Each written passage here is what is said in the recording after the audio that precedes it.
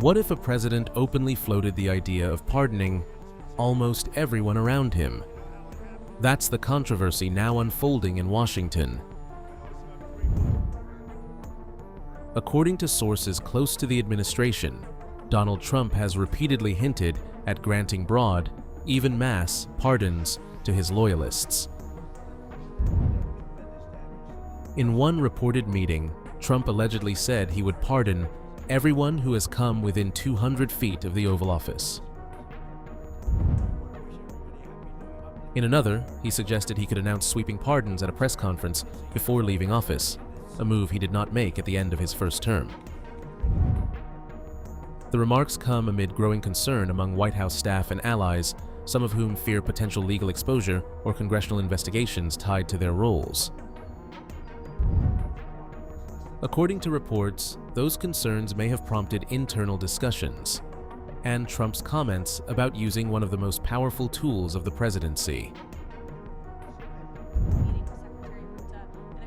The White House response has been ambiguous.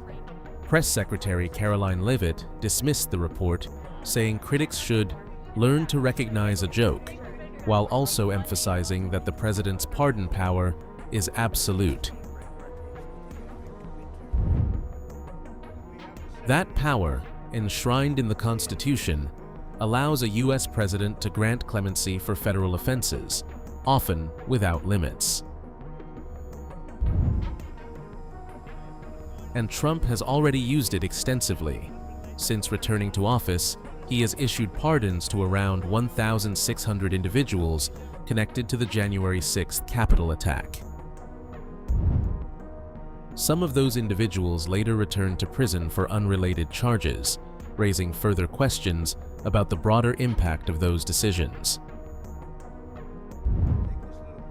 The president has also granted high-profile pardons, including to Changpeng Zhao, who pleaded guilty to violating U.S. anti-money laundering laws,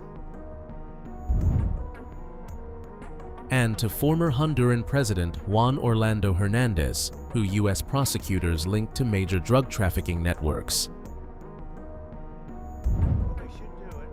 But Trump is not alone in using this authority. His predecessor, Joe Biden, also issued a series of controversial pardons before leaving office.